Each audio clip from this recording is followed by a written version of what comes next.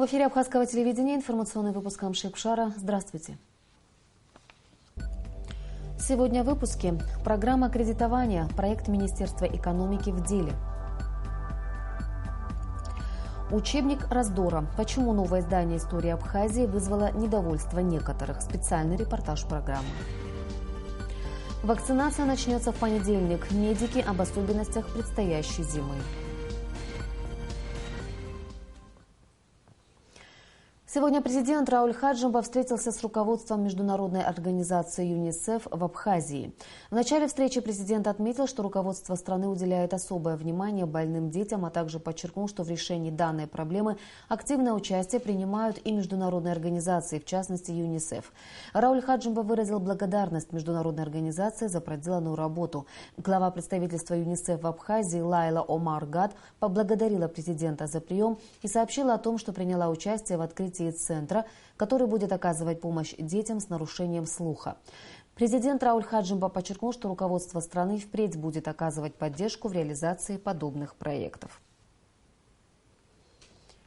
Программа кредитования, которую осуществляет Министерство экономики Абхазии, стартовала в 2015 году. В ее рамках реализовано уже несколько проектов, в том числе и в Ачимчирском районе. Министр экономики Адгур Ардзинба сегодня посетил несколько объектов, строительство которых осуществляется в рамках этого проекта. В селе Кындык идет строительство тепличного комплекса. Более 2 гектаров земли здесь подготавливается для производства томатов. Необходимо отметить, что в первую очередь сельскохозяйственные продукты, которые здесь выращиваются, будут реализовываться на местном рынке. Еще один плюс – подобного рода проекты создают дополнительные рабочие места. Уже начались, как видите, строительные работы.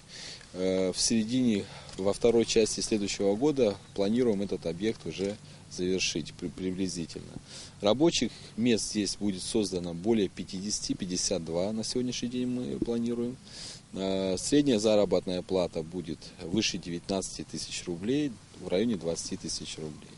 Этот объект будет ориентирован на экспорт. Здесь будет выращиваться продукция, в основном томаты, которая будет поставляться в Российскую Федерацию. Инициаторы этого проекта уже имеют предварительные договоренности с российскими компаниями, ритейлерами. И я думаю, что проблем с реализацией этой продукции не будет. Вот это один из тех проектов, который сейчас реализуется при поддержке государства в Ачимчирском районе. На сегодняшний день в Ачимчирском районе 3 крупных проекта основных. В совокупности, если взять то, что финансируется в рамках программы кредитования и другие проекты, что идут по линии государственной поддержки через Министерство сельского хозяйства, просто частные, это 5-6 крупных проектов, это в основном тепличные комплексы и переработка сельхозпродукции. Раньше недалеко от этого места уже были тепличные комплексы, но они давно не работают. Руководство Ачимчирского района намерено их восстанавливать. Еще один объект в селе Араду, который посетил министр экономики Адгур Ардзинба, это фабрика по переработке фруктов «Абхазские сады». Строительство этого объекта было начато около года назад. У жителей теперь появилась возможность сдавать сюда местные фрукты для их дальнейшей переработки. В течение года более 600 тонн джема будет перерабатываться на этом предприятии. На реализацию проекта было затрачено более 80 миллионов рублей. Завод будет запущен буквально на днях. Все подготовленные фрукты будут поступать в дробилку, где они дробятся на кусочки размером 7-10 миллиметров. И после этого в протирочную машину, где измельчение идет на 3 миллиметра. Это получается зернистая масса пюре. Полученное пюре мы по рецептуре с помощью вакуума загружаем в вакуум-аппарат, где мы будем приготавливать конфитюр или джем, как нам захочется. Конфитюр отличается от джема тем, что он более желированный, джем менее желированный.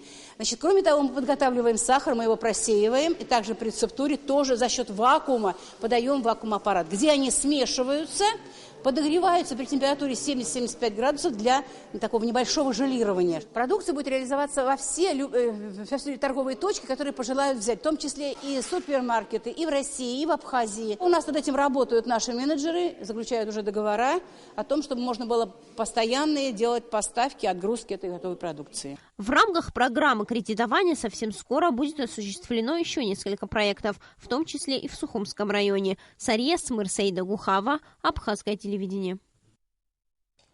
По приглашению Государственной карантинной инспекции Абхазии в республике находятся представители Россельхознадзора. Они изучают фитосанитарный контроль и работу Государственной карантинной инспекции республики. Сегодня делегация побывала в Пицунском тепличном комплексе по выращиванию томатов АВАИ Агро. Репортаж Ренаты Шакая. Тепличный комплекс представляет собой государственно-частное партнерство, где инвесторами стали два турецких предпринимателя. Представители Пекан Холдинга, генеральный директор гражданин Абхазии Ибрагим Авицба. Территория Пицунского тепличного комплекса по выращиванию томатов АВАИ Агро расположена на 5 гектарах и позволяет выращивать до 5 видов томатов. С одного корня, растущего в маленьком горшочке, собирают в среднем около 60 килограммов. Продукт полноценный, полезный, экологически чистый, утверждают специалисты. Но в связи с проблемами сбыта этим летом фирма понесла большие убытки. Ситуация немножко усложнилась еще в прошлом году, когда запретили вывоз турецкого товара. Но мы-то не разрешали никогда ни одного килограмма, на мой взгляд, не вывозилось с нашей страны в Россию турецкий товар. Это недоразумение уберем, и будет взаимопонимание, и чтобы уже беспрепятственно проходило через нашу российско-абхазскую границу. Наша цель вот такая. Строительство подобных теплиц во многом способствует поднятию уровня сельского хозяйства страны. Выращенные овощи реализуются в первую очередь на местных рынках для обеспечения продуктами сельского хозяйства жителей Абхазии и гостей. Но обороты данной теплицы позволяют производить продукцию на экспорт. Объемов хватит и для внутреннего рынка, и для внешнего. Главное, чтобы абхазская продукция беспрепятственно проходила таможенный и пограничный контроль. Цель в том, чтобы вообще в целом вся наша овощная продукция при перемещении, при пересечении границы не было никаких вопросов со стороны Россельхознадзора России. Мы здесь, наша карантинная инспекция, опять-таки фитосанитарные службы, чтобы они осуществляли достаточно нужный контроль, чтобы потом не возникали какие-то проблемы. Вот в основном те задачи, которые сегодня стоят. Строительство теплицы велось 3,5 года. Комплекс построен по современным голландским технологиям. Производство полностью автоматизировано. Но если вопрос сбыта продукции не будет решен положительно, более 70 сотрудников останутся без работы. Работа теплицы не сезонная. Помидоры здесь выращивают круглый год. Сотрудники Россельхознадзора не дают никаких обещаний. Они только изучают возможности. Цели и задачи служебной командировки в Республику Абхазия – это ознакомиться с системой фитосанитарных мер, проводимых Государственной инспекцией по карантину растений Республики Абхазия в отношении выращиваемой и поставляемой плодоовощной продукции. Мы проехали тепличный комбинат, вот как сейчас находимся во вновь построенном, так и в более старых хозяйствах. Это выращивание томатов, это мы были цех по переработке новый, который будет выпускать порядка 30 тысяч банок в смену. Это консервированная плодоовощная продукция в виде джемов, конфитюров и так далее.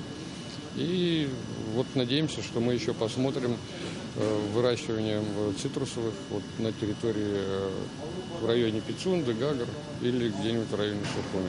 Представительная делегация из Россельхознадзора пробудет в Абхазии до конца недели.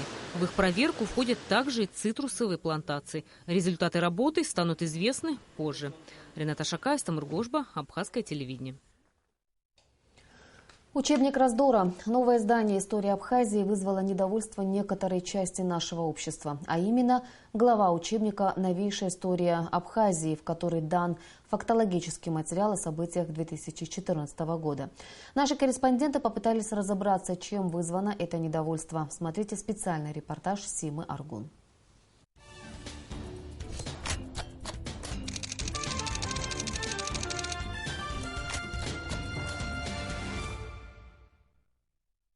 В 2015 году учебник по истории Абхазии 10-11 классов с древнейших времен до наших дней был переиздан и дополнен новыми фактами современной истории нашего государства. Его авторами являются Олег Бгашба и Станислав Лакоба, которые хорошо известны в научных кругах. Во втором дополненном и переработанном издании в 4 главе появились новые параграфы о президентских выборах и внутриполитическом кризисе 2004-2006 годов. Абхазия – признанное государство. Президентские выборы 2009 и 2011 годов и параграф о досрочных выборах президента Абхазии в 2014 году. Последний вызвал массу недовольства общественной организации Айтайра. И в своем заявлении от 4 ноября текущего года Айтайра требует от власти изъять книгу из обращения, считая, что в переизданном учебнике имеет место фальсификация событий 2013-2014 годов. Между тем, авторы учебника считают, что все интерпретируемые события, о которых идет речь, подтверждены фактами, свидетелями которых были они сами. Вот. Ну, вы знаете, что я могу сказать, что книги вообще с конца не читают. Их надо вообще читать с начала, эти книги. Ну, кому-то что-то не понравилось в освещении современной истории, можно сказать, истории новейшего времени. Но так это было. Не надо путать историю Абхазии со своей личной историей. К сожалению, мы сталкиваемся именно с этим. Раньше фактически боролись просто даже за название, чтобы Абхазия была в названии, история Абхазии. А сегодня кое-кто додумался до того, что надо изъять, сжечь там и все такое. В последние годы был дефицит учебников по истории Абхазии. В течение 5 лет авторы работали над изданием. Историк и археолог, соавтор учебника Олег Бгашба отметил, что при его создании они постарались объективно отразить все события, происходящие в нашей стране. Я просто был очевидцем и писал, так же, как и Станислав, то, что видел, без всяких выводов. Никаких особых там выводов нет. Я потом еще раз, когда это возникла ситуация позорная, когда история Абхазии становится заложницей, там даже, я слышал, просто это не попало в доклад, но слышал, что одни хотят, сейчас не хочу фамилии называть, одни хотят сжечь. Это у нас уже, я помню, бывало здесь, правда, грузины жгли Воронова книгу в мире архитектурных памятников. Еще там насчет одной книги близкого мне человека всякие были инсинуации. Это позорное явление, когда научная работа становится флагом каких-то политических неурядиц. Хотя там о политике вообще ничего. Там просто констатируются факты, что было. Вот. Никаких особых выводов. И если вы обратили внимание, вообще у нас 2004-2005 год, это вообще чуть война не началась, гражданская. Там тоже старались быть, даже мы давали, и эту тоже главу давали людям. Думаете, что? Мы все это как будто сами спрашивали, а как это, не является каким-то пристрастием или что-то. Все, кому давали, причем людям, значит, которые даже вне этого находятся, все равно все. Да вот мой этот аспирант прочитал и удивился, там ничего.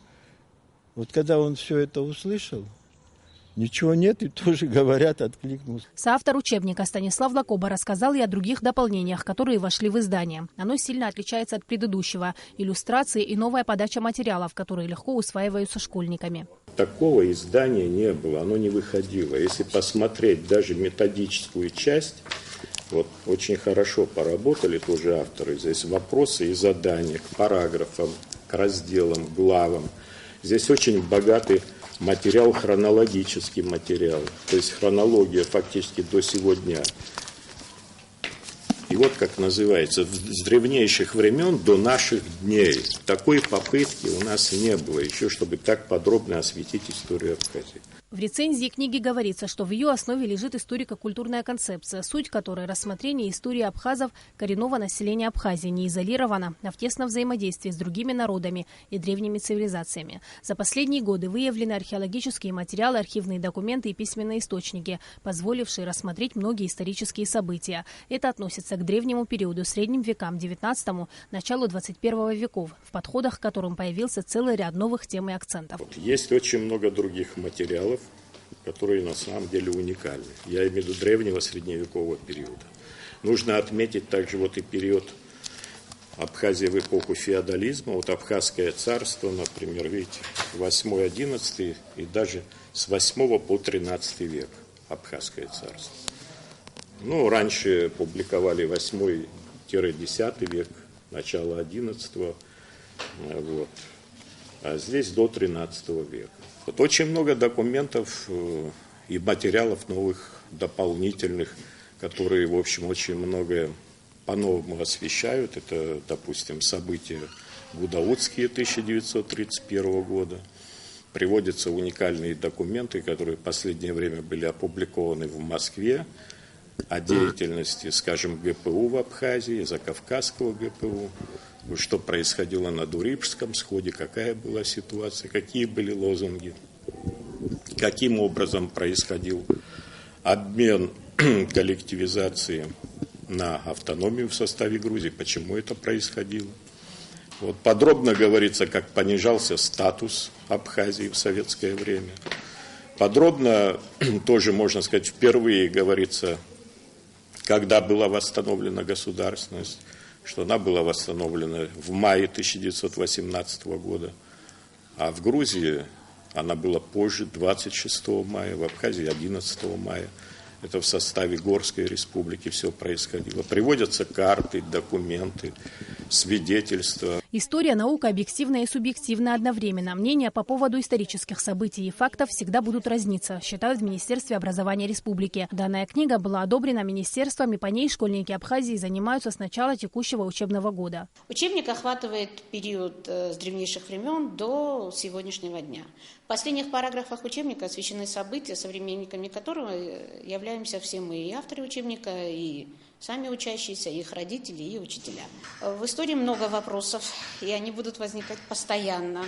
Это вопросы, касающиеся древнейшего периода истории Абхазии, периода складывания Абхазского царства. Это и события 19 века, начало 20-го, 21 века, соответственно. За основу нового издания взят учебник по истории Абхазии с древнейших времен до наших дней, который вышел в 2006 году. Это не единственный учебник, по которому образовательные учреждения республики изучают историю Абхазии. Переизданный учебник был выпущен тиражом 8 тысяч экземпляров. Однако на полки книжных магазинов книга так и не попала. Обновленная история Абхазии была выпущена не для продажи. Все учебники, изданные по заказу Министерства образования, школы получают бесплатно. Учебники должны обновляться и переиздаваться каждые несколько лет, ведь то, что происходит здесь и сейчас, завтра уже будет историей. И мы должны ее донести до подрастающего поколения как можно объективно. И с этим трудно поспорить. Сима Аргун, Тимур Гугохи, Абислан Джинджоля, Абхазское телевидение.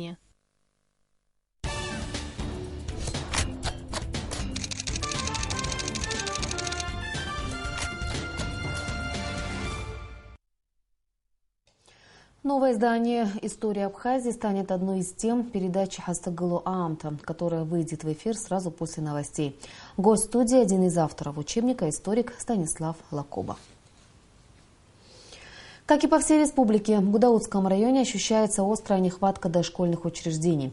Детский сад, расположенный в центре города, должны были сдать в эксплуатацию после капитального ремонта еще 2 года назад. Но после проведенной экспертизы специалисты пришли к выводу о необходимости усиления сейсмостойкости здания. С этой целью сегодня здесь проводятся ремонтные работы с использованием нанотехнологий. Строители, специалисты предприятия «Гудаута Сервис Строй» надеются, что к началу нового года садик распахнет двери для 120 ребятишек. Работы в данный момент проводим на садике по усилению здания, потому что тут появились трещины. Усиление сегодня проводится специальным материалом. Вот я взял кусочек, чтобы вам показать. Это нанотехнологии, новейший материал, очень крепкий, относится к классу наружной арматуры. И вот сегодня мы вот эти трещины усиливаем, дополнительно ригеля и плиты перекрытия обклеиваем вот этим материалом. И после того только экспертиза даст заключение, что садик пригоден и жизнеспособен будет. На сегодняшний день мы около 700 метров наклеили. Всего нужно 1000 метров наклеить. Так, здание комфортное для детского сада, соответствует всем нормам, но единственное, нужно его усилить для сейсмоустойчивости. Никто не хочет рисковать, детей запускать в несейсмоустойчивое здание. Я думаю, что если все будет нормально идти, к концу года 2 садика должны запуститься. В понедельник в Абхазии начнется противогриппозная вакцинация. Об этом, в частности, было заявлено в ходе совещания в Министерстве здравоохранения республики, посвященного вопросам профилактики ОРВИ и гриппа, с участием специалистов министерства, главных врачей всех районов страны и медучреждений столицы. Приближается зима, а это значит, что помимо новогодних праздников нас по традиции ждут вирусные заболевания. В этом году, помимо привычных ОРВИ, в России и странах СНГ, а следовательно и в Абхазии, ожидается вспышка так называемого гонконгского гриппа, известного еще с конца 1960-х годов. В Россию он попадает довольно редко, и у большинства людей нет к нему иммунитета. Поэтому специалисты говорят о необходимости вакцинации. Это единственный на сегодняшний день эффективный метод борьбы с гриппом. И Министерство здравоохранения приобрело противогриппозные вакцины.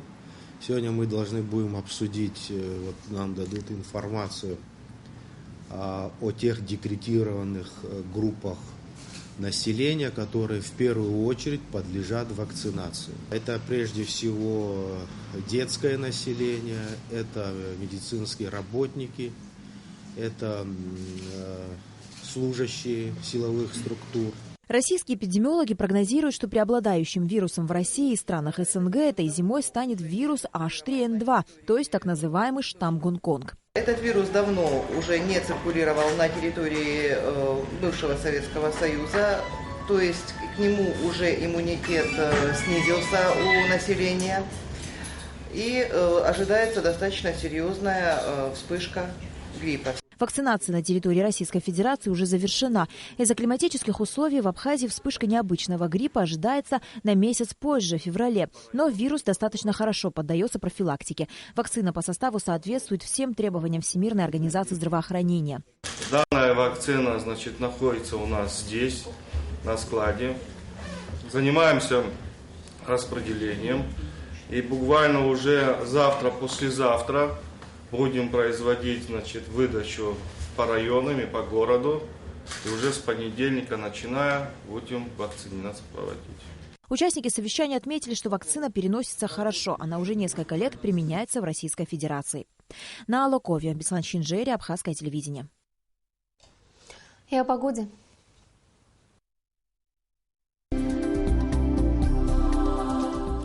По сообщению гидрометеослужбы, завтра в Абхазии ожидается переменная облачность. Ночью и днем преимущественно без осадков, а к вечеру возможен дождь. Температура воздуха ночью плюс 16-18, днем плюс 24-26 градусов. Информационный выпуск завершен. Я прощаюсь с вами. До встречи в эфире.